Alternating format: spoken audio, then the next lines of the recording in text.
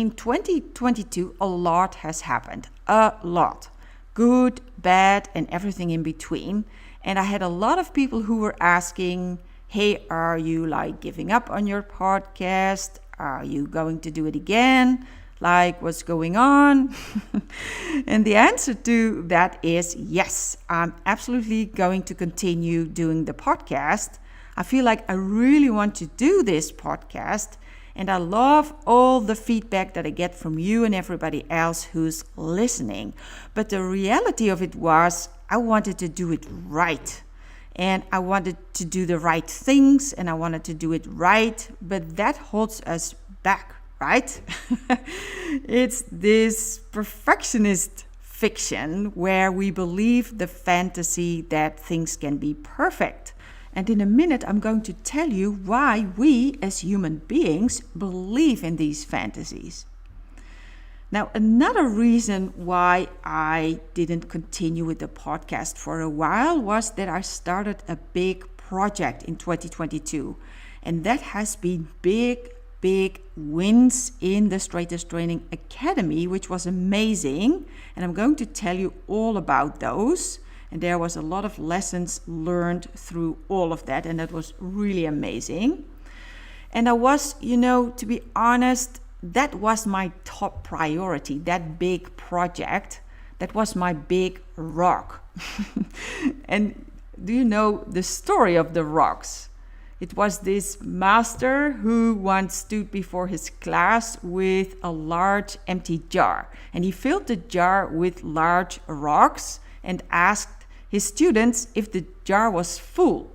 And the student says, yes, the jar is full. But then he added small pebbles to the jar, and he asked again, is the jar full now? And the students agreed that the jar was indeed full. And the professor then poured sand into the jar and asked again, and the students then agreed that the jar was finally full. And the professor went on to explain that that jar represents our life, or 2022, or a year, right? I mean, the rocks, these are most important, like health, horses, friends, big projects. And if the pebbles and the sand were lost, then the jar would still be full. And 2022 would still be a meaningful and valuable year. The pebbles, they represent the other things that matter, like work and study. But the sand in the jar, that represents the small stuff. And these things don't mean much to our life or a year as a whole. And this small stuff is like our material possessions or activities like scrolling on social media. So back to my big rock. I had this one big rock in 2022 and I needed space for that. And it has been go for several months, Now, I also had some other big rocks like family, dogs, horses. And in my personal life, mid-2021, we got some terrible news. My mother got cancer, and in January 2022, that's the start of last year, she died. And yeah, that was still a little bit unexpected. And she was an amazing woman, and I learned so much from her. And in Weekly ST episode, I think it was 25, Weekly ST is my live broadcast on Facebook. And in that show, you can hear all about it. I will list it in the show notes with a link so you can access that episode if you want to know more about it. So we started 2022 with this tragedy, but also we ended the year of 2022 with a tragedy because our nephew was seriously injured and in hospital the whole month, and he still is. So yeah, that is something going on in our lives. And on top of that, also our dog got sick in December. It was a little bit on and off, and good days, bad days. So yeah, we had our dog, Cody, that's her name. We had her checked with the veterinarian, and we did a scan and echo, and we saw a mass in her body. So I was like, oh no, I don't hope it's cancer or something like it, because she is a little bit on a certain age, right? So you can expect that. But the good news was that she had stolen some toys of our small dog, and she had swollen it. So there were some toys in her stomach, and or also in her colon, right? So she needed surgery. So all right, December we had her in surgery, and of course lots of aftercare. So long story short, everybody was wishing us a happy Christmas. But it was more a human Christmas. And it's also not a happy new year, but a human new year. Because, yeah, 2022 was full of discomfort. And I don't think 2023 will be different. Because, as always, just look back at your own life. It's half happy and half sad most of the time. And happiness is only in fairy tales, right? In the Hollywood movies where they lived happily ever after. But in our lives, that's a complete lie. Every year, the question is not if we're going to face discomfort, but when.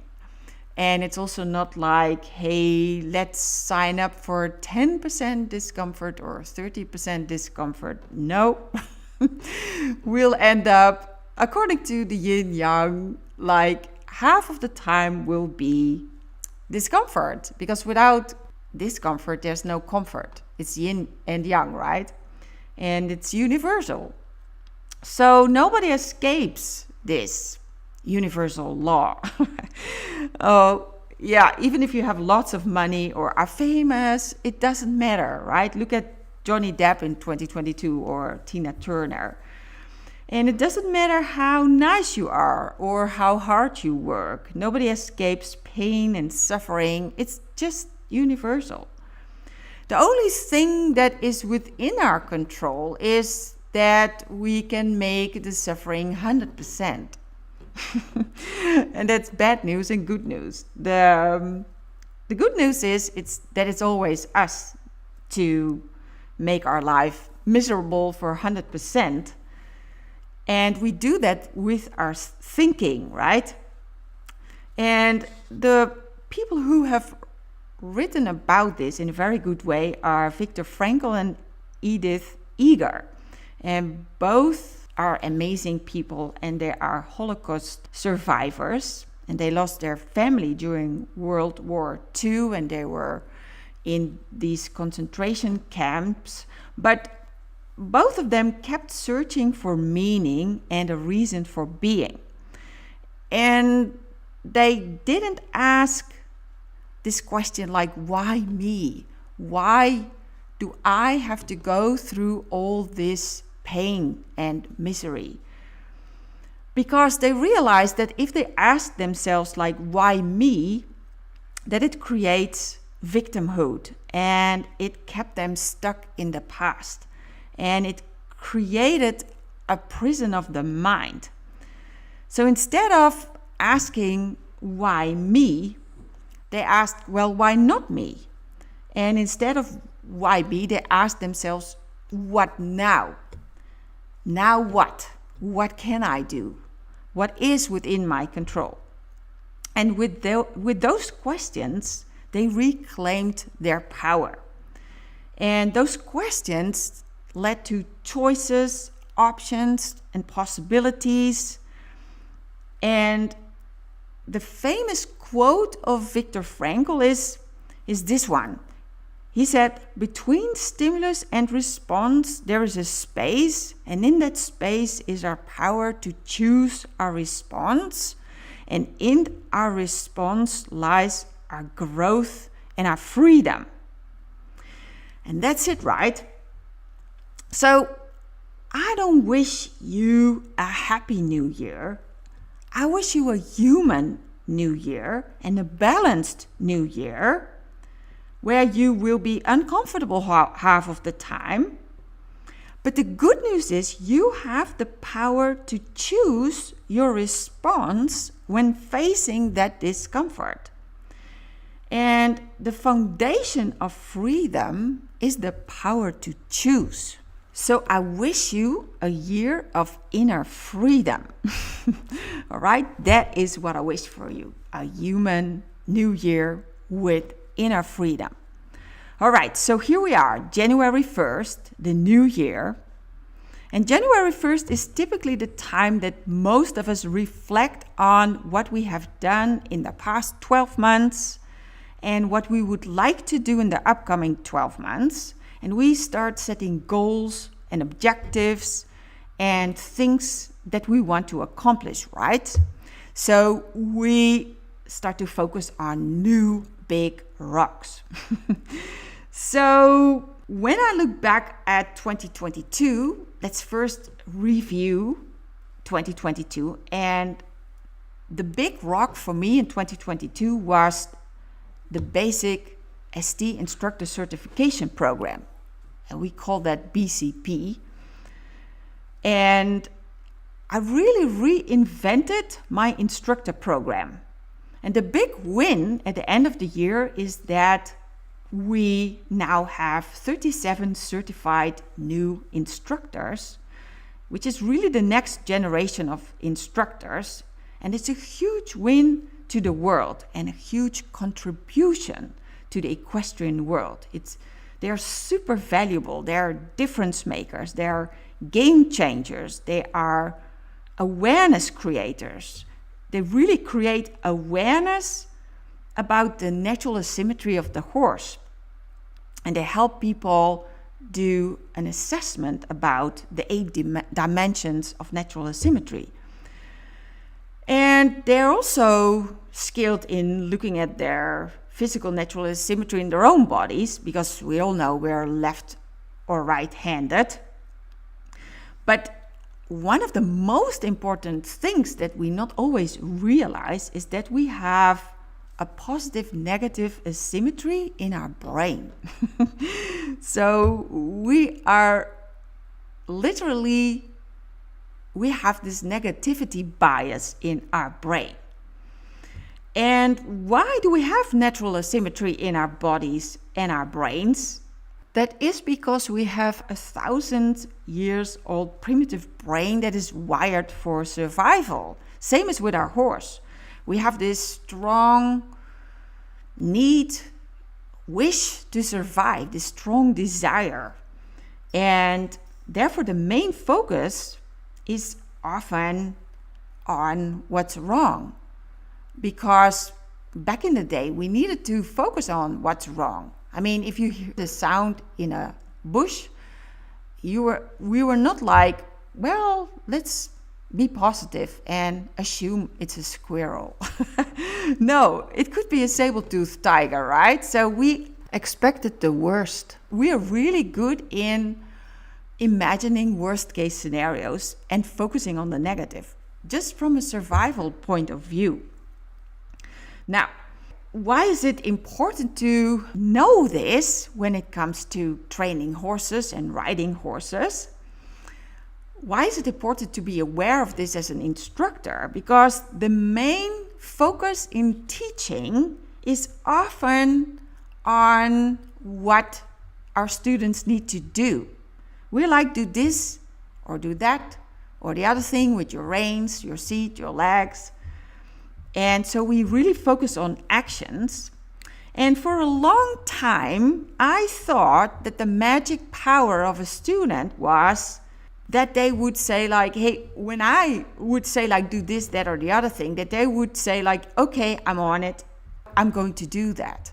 And when they just followed my advice that they would be fine.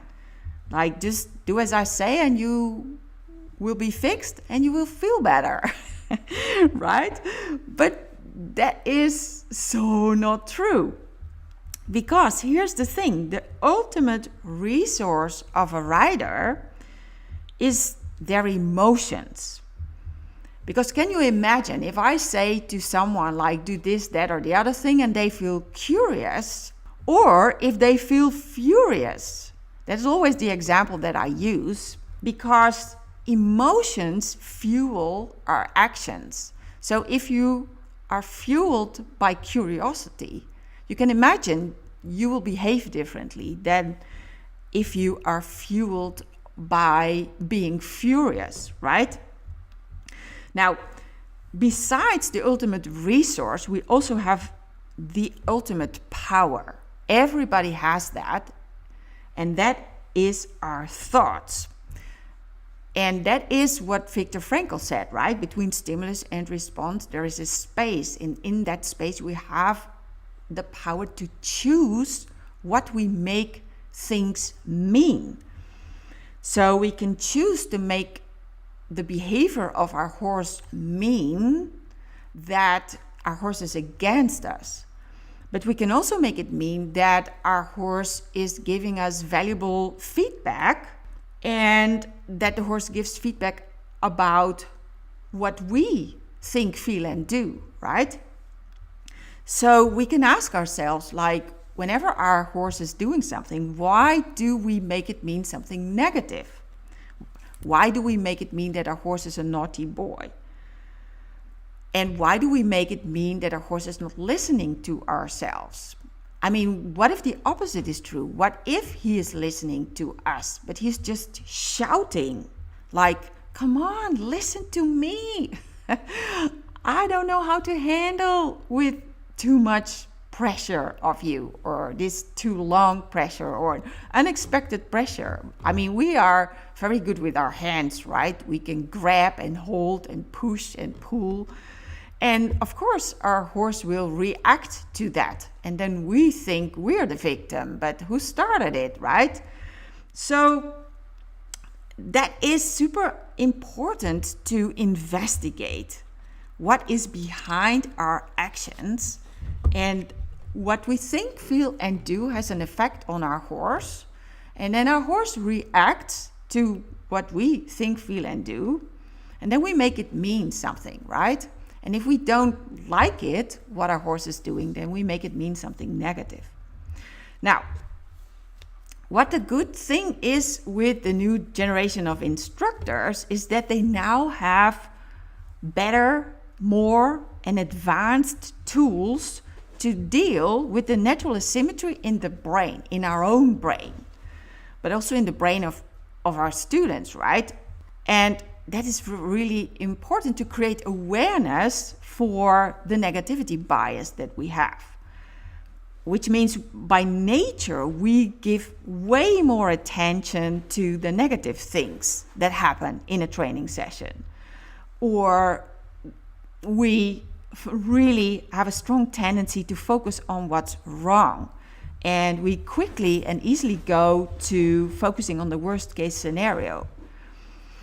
And I'm so investigating, like, how can I create awareness for this phenomenon, right? So a couple of years ago, or maybe a little bit longer, I came up with the Mastery Iceberg. I didn't invent this Mastery Iceberg concept, but I brought it from another area into the Straightest Training Academy. Like, hey, what is this Mastery Iceberg all about? Well, if you look at the iceberg, then 10% is above the sea level and 90% is below the sea level. So way more of the iceberg is not visible, right? And if you look at the rider, if you look at the master, then what you see is 10%. And the 10% is the skills and the actions and the behavior of that master. But what you don't see is 90%, which is attitude and emotions. And that is the ultimate resource, the emotions, and the ultimate power. That is our attitude, right? Our thoughts, our thinking. And so we already were aware about the Mastery Iceberg. And I always said, like, hey, we need to freeze our eyes below the sea level to become better horse trainers. But the next generation instructors who have been going through BCP last year, they know, even on a deeper level, that what we think, feel, and do has an effect on our horse. And so being an instructor is not only about telling people what to do, like do this, that, or the other thing with your reins, your whip, your leg, your seat, because energy matters. And what we're thinking, that matters. And what we think fuels our energy, right? And where focus goes, energy flows. And one of the most important quotes of Wayne Dyer is, if you change the way you look at things, the things you look at change. And if you combine that with Tony Robbins' quote, which is what's wrong is always available, so is what's right, that's how we can rebalance our own brain. And the quote of Wayne Dyer and the quote of Tony Robbins give us more options to think about what happens. And I'm so proud of the certified basic ST instructors and also the fully certified straight training instructors, because they will do an amazing job, not only in teaching what to do, but also they help people what to think and how to feel in a different way. So it's not only about do shoulder in, do haunches in, hold your reins like this, or use your leg like that. But these instructors are really equipped with an advanced toolkit to help people to become aware of their thoughts and emotions, and then helping them find empowering alternatives. And I'm so glad I reinvented the basic ST instructor certification program in 2022, because it's such a big win. And that wasn't that there were no growing pains. There were one of the most significant growing pains that we had during the time of reinventing the program was that we changed our approach, which means we stepped out of the comfort zone with the program. Because discomfort is the currency of growth, and it's the price of mastery. And I invited all our already licensed instructors to step into this discomfort zone as well. But it's this thing with eggs, right? When an egg is broken from the inside, then life begins. But when it's broken from the outside, life ends. So in a way, people need to decide to change, and that has to come from the inside. You can't make people change. It's like you can bring a horse to water, but you can't make them drink. And you can bring a human to knowledge, but you can't make them think. So if they don't want to change, that's okay, right? People have free will, and horses have free will. And we cannot make them do it. It's again, if they don't feel like it, and if they don't think about it, then that will not fuel their actions. Now, I personally love constant and never-ending improvement, but this always goes hand in hand with growing pains. So, to give you an example, our educational programs have gone through some serious transformations. For example, in 2011, we transitioned from in-person education to more online education. And also, we transitioned from a lot of direct contact with me to education through videos. So many of my students used to have a lot of access to me, And I transitioned from in-person events to teaching and coaching online.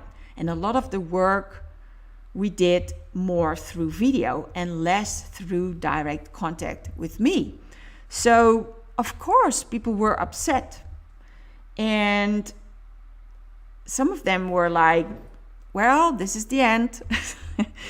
Or the world comes to an end. But at least the whole education format that I created, they were like, this is now the end. And there was a lot of resistance and avoidance. And people started talking about the good old days. And so that was 2011, right? And it almost stopped me from growing. Because when you want to meet the need of old customers who try to keep things the same, if I would have listened to that, if I wanted to please those old customers, then I would still be teaching only in the Netherlands, in Dutch, right? But now, because I changed, I'm now reaching thousands of riders and horses who are benefiting a lot from straightest training all over the world. Now, another one of our biggest transformations was the addition of the Liberty component in 2012. Liberty was actually the first tool I introduced for the human, not for the horse, but for the human, to learn how to do more with less in straightest training. I mean, to do more with less use of the reins. Because again, people are very good in using too much pressure, too long pressure. They use it too often. They use it in an unexpected way. They use it in a steady way. And horses don't like that, right? So I was like, let's introduce Liberty, because that will help people to use their inner picture more and their inner feeling, right? I called it the inner picture, inner feeling back in the day, but it's the same as the ultimate power, which is our inner picture, and our ultimate resource, which is the inner energy, the inner feeling.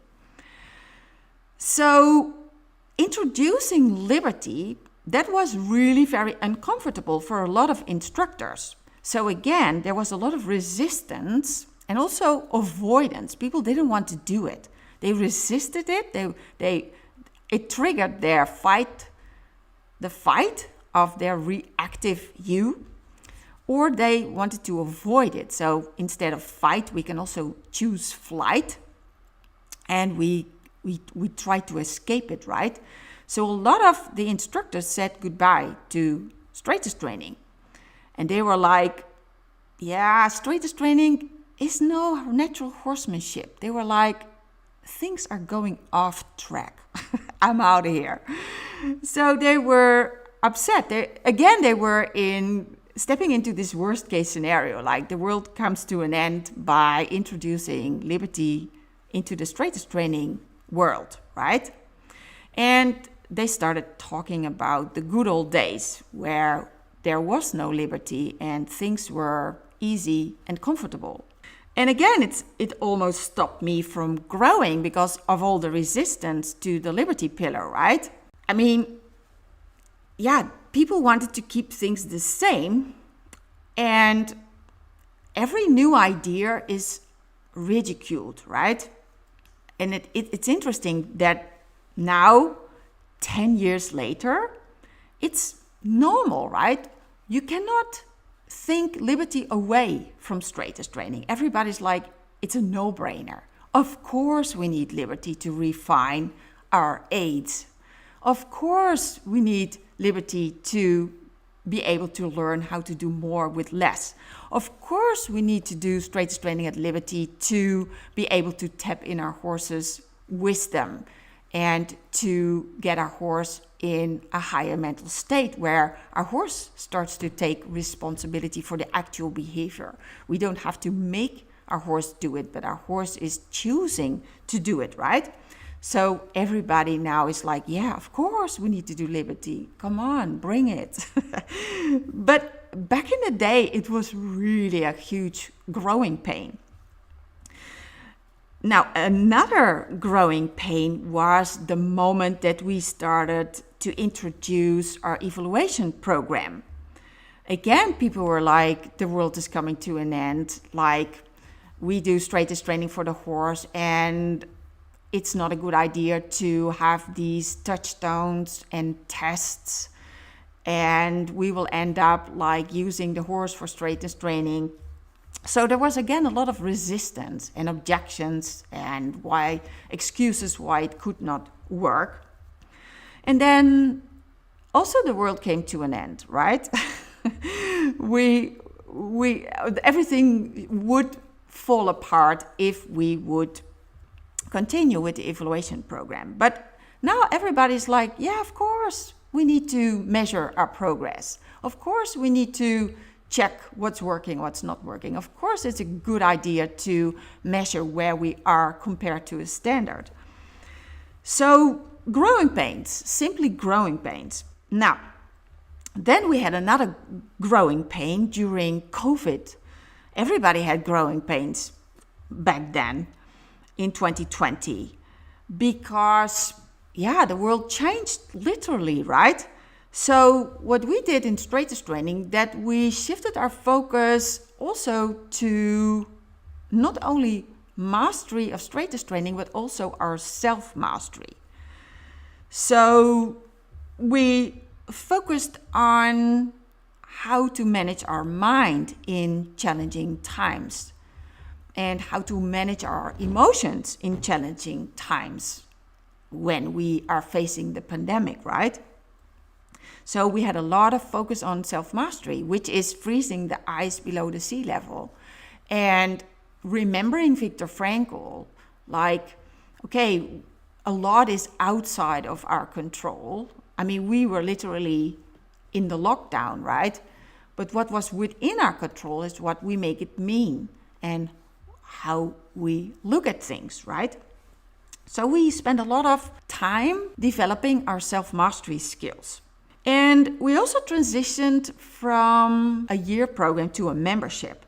And we introduced academy coaches and mentor instructors. So again, resistance and avoidance, like the world comes to an end if we transition from a year program into a membership.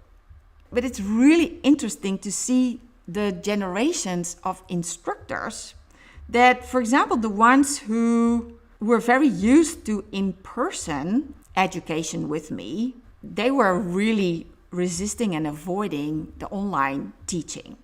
But the ones who started in 2011, they were really excited about online teaching because people from the United States could join, from Brazil, from South Africa, from all over the world, right?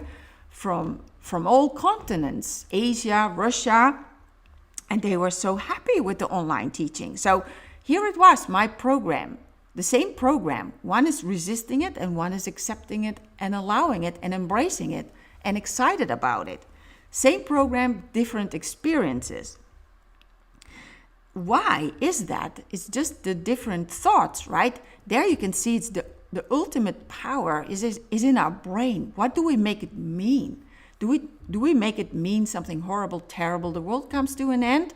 Are we spinning a worst case scenario about it? Or are we asking ourselves questions like, what's the good in this? What can I learn here? How can I use this? Also, it was interesting to see the generation of instructors who started in 2011, the ones who were really okay with online education, but they were really resisting liberty. So the people who started doing my program in 2014, they were really excited about the program that was including liberty. So again, it was not liberty, right? Liberty was not the bad guy. No, it was what they thought about it. So some of the instructors of the older generation, they made it mean something bad, right? But the people who just arrived, they were like, oh, right, this is exciting. Everything is exciting. I mean, groundwork was new and work in hand and launching and why not liberty? So they were really open and embracing liberty. So the same circumstance, the same situation, the same event, like, hey, here's this liberty pillar, but a different experience. Again, why was that? Because people have different thoughts about liberty, right? So we have had that always. In the same year, people super excited about a program of ours and people not liking the program at all because of a change. And there's this saying, like, one person's nightmare is another man's dream. One person's nightmare is another person's dream. And why is that? Because it's not the situation, it's not the circumstance, it's not the event, it's the thoughts about it. A simple example is also a husband. I mean, the wife loves the husband and the ex-wife hates the husband. It's the same husband, but different thoughts about the husband. And therefore different attitudes and different emotions. But it's not the husband. It's what we think about the husband, right? That's also a saying, like, it's not the problem, but it's what you think about the problem. That's the problem. The attitude about the problem, that is the real problem. So last year in 2022, when we were introducing the Basic ST Instructor Certification Program, BCP, the change was that people could become an instructor in the unmounted pillars, which is, in my opinion, a big win. Because becoming a basic instructor is that you are an instructor in the basics, and the basics is what is needed most. Because a lot of problems arise in riding, but they need to be solved in the unmounted training pillars like groundwork, launching, work in hand, or straightest training at liberty. And the most important thing is teaching about natural asymmetry and creating awareness. Because what happens a lot if people are not aware of natural asymmetry, then we start fighting the symptoms with whips and spurs and different bits and changing the saddle and all kinds of treatments. So we need a lot of people who can create awareness about the unaddressed natural asymmetry, because if it's unaddressed, then that can lead to all kinds of problems.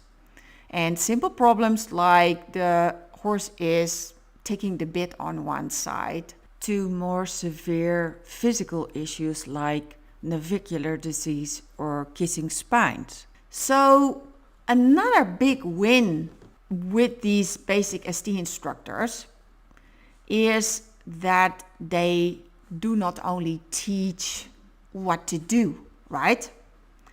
It's not only about training the horse, but they also know how to train our brain, the natural symmetry in our brain, right? Because again, we have this tendency to focus on what's wrong, what's negative when it comes to our horse. And because we focus on that triggers our reactive view. We get into a state of fight, flight, freeze ourselves easily, right? But if we step into our responsive view, that is what Viktor Frankl is talking about, like between stimulus and response is a space, and in that space we can choose what to think and how to feel. That is a game changer. Because when we are in our reactive view, there is no space. It's just stimulus response, bam. And we know all about that with our horses, right? When our horses are spooky, they are in stimulus response. And they are not thinking about like, hey, is there really a physical threat? No, they are just like reacting. So that is such a great awareness that our basic ST instructors can bring. Not only awareness about the physical natural asymmetry, but also the natural asymmetry in our brain.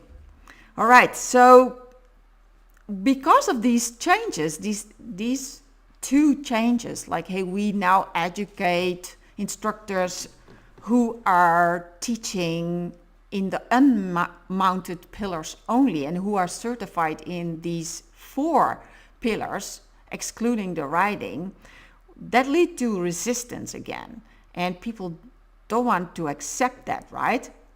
And it's again like the world comes to an end and we should go back to the good old days. So it's ridiculed, right? And yeah, people again start focusing on the past, on the good old days, and they think that the program was better in the past than it's now. And they see themselves as better than this brand new generation of instructors. And they think we lowered the standard because it's 1 pillar less. And yeah, people can qualify in the basics only. But what if the opposite is true? What if this is an improvement? What if this is a step forward, right? Instead of a step backwards? And that is the choice we can make. What do we make it mean? What do we choose to believe about everything? So it's okay, right? There will always be a small group of people that are resisting change and that wants to avoid the transformation, and people who come up with objections and reasons why the world comes to an end and why this is wrong, right? And I understand where they are coming from, and I understand their frustration with not being able to have things stay the same. But I'm also dedicated to all of the people and horses who I have yet to help. So that's why I really believe in the basic ST instructor certification program. And that's why it was my big rock in 2022. And it's really a great program to help people do what they love, to help them do what they're good at, to help them do what the world needs, and to help them do what they can get paid for. It's a great program for people who wants to turn their hobby into a dream career. And all those 4 things together, like do what you love, do what you're good at, do what the world needs, do what you get paid for, that causes us to be in our sweet spot. In Japan, they call it you found your ikigai. And from that place, we can define new big rocks, right? So if you are a certified basic ST instructor, now that you are certified, you have 2023 ahead of you, right? So what are your big rocks? What are your pebbles?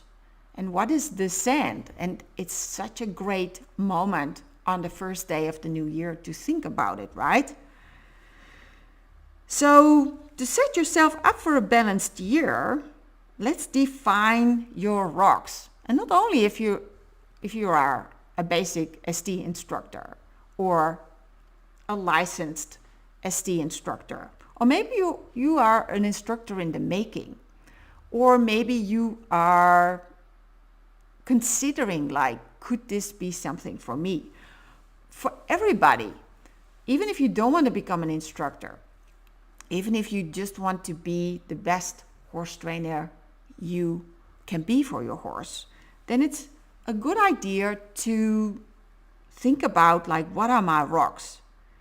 And to define your big rocks for 2023, you can use the Wheel of Mastery. And that Wheel of Mastery, that focuses on 8 areas of mastery. And it helps you to define your rocks. And it helps you define what rocks need to have more attention to get a more balanced wheel. And just go over to the show notes to download the workbook. In that workbook, which is about the Wheel of Mastery, you can do a balance assessment on your 4 key areas. And there you can define like what needs more attention to have a more round wheel, because we have 8 areas, but sometimes we spend most of our focus on the area that comes naturally to us, right? Or that feels comfortable and familiar and easy. But sometimes we need to choose discomfort in another area to create more balance. So that is what this workbook is all about. And a lot of you listeners are familiar with the Wheel of Mastery, especially if you have been reading my blog or are in one of my programs. Then the Wheel of Mastery is very familiar to a lot of you. But then I would suggest you do it again, because there's great value in comparing an older Wheel of Mastery that you created back in the days in the previous year, and to compare it to where you are right now. And then from that place you can decide like, okay, how do I want to move forward from here? So here's some ideas. Here are some big rocks that you could think about. So number 1, if you are an instructor, you could think about your teaching practice, right? Your business. So for example, when I'm planning out my year, I'm always like, what are the things on the calendar that are my big rocks? So for me, like one of the big rocks is we educate and certify a new group of instructors this year. So that's our basic ST instructor certification program. So this year, for example, we first do a boot camp in January, which is a 3-day virtual live event where people can learn about the program and figure out if becoming an instructor could be something for them. And this bootcamp is on January 14, 15, and 16. So mark your calendar and tell everyone you know. But that is a big rock. And I'm putting it on the calendar, right? The Instructor Confidence Bootcamp, and then, of course, the 16 classes in the basic ST instructor program. And then I look at like what are other big projects that I want to work on throughout the year, and I carve out time in the year for those. And I ask myself, what are the big events? And I put that on the calendar. So that's number 1, right? Put the big rocks of your teaching practice or your business on the calendar first. And that's what I really want you to think about. Like, what are the big promotions you want to do for your lesson program, or what are the big projects and what are the big events that you need to put on the calendar? And if you're not an instructor, you also have big rocks, right? And maybe they are more from a personal standpoint. So number 2, I do the same thing with the big rocks from a personal standpoint. So for me, these are big rocks like my relationships, my relationship with Mark, with my friends, with my dogs, my horses, relationship with myself. And I really recommend that is a big rock, and that is your free time. I always say, like, plan your free time first, where you take care of yourself on a daily basis, on a weekly basis, on a monthly basis. Just carve out time for free time daily, but also a vacation for a week or something, right? And plan trips where you can go and see friends and where nothing else is going on, right? You don't have to work but you just have free time to recharge your batteries, right? And be really intentional about that. Now, another big rock under the personal wheel of mastery is, your health and fitness. I really want to be intentional about that. And I'm scheduling that on the calendar. So what are the daily habits you want to commit to when it comes to health and fitness? And another big rock for me is study. I love to read books and watch classes, and I love to read and study and learn and grow and investigate. So that is a big rock for me. So it doesn't matter what you define as your big rocks. Again, awareness is key, and you get to decide what you want to focus on. But if you don't focus and determine your big rocks, then your jar will be easily filled with sand, right? And to have a meaningful 2023, we have to become aware of our rocks. So this is the bonus tip I would like to give you. Don't put sand in the jar. I mean, the metaphor here is that if you start with putting sand into the jar, you will not have room for rocks and pebbles.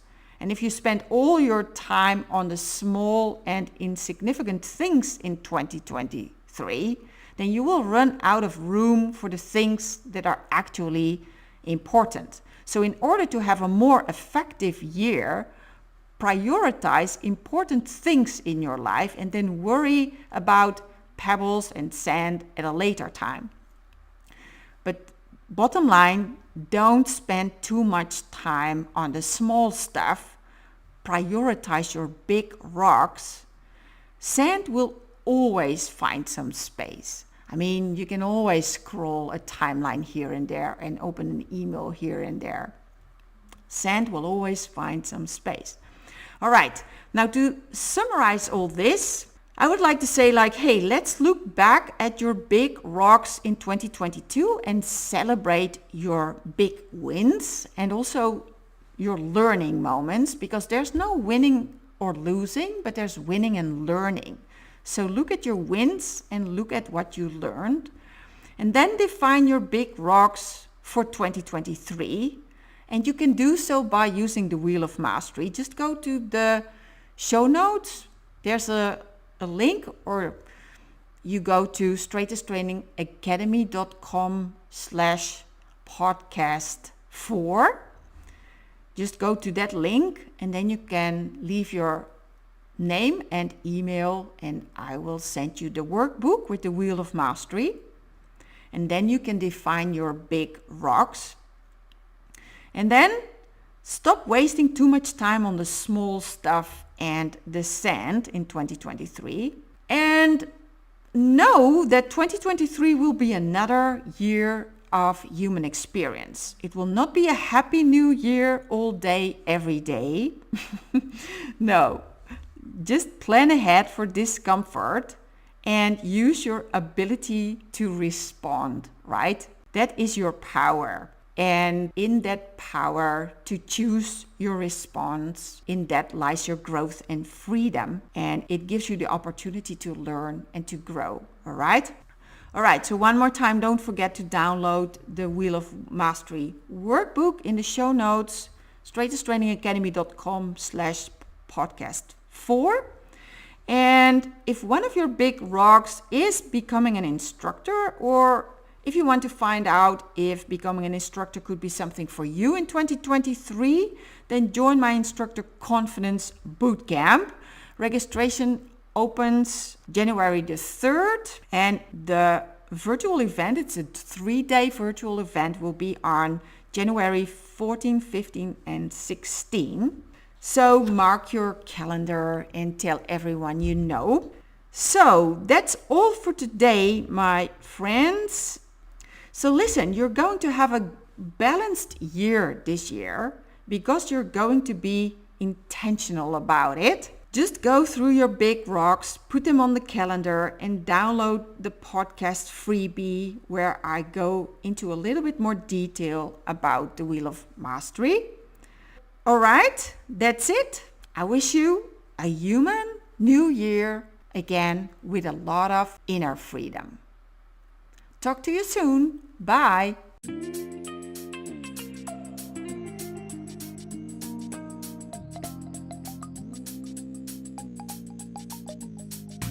Thank you for listening to the Marika de Jong podcast. It would be awesome if you would take a moment to write a quick review on Apple Podcasts. For any questions or more information, please visit us at straightnesstrainingacademy.com.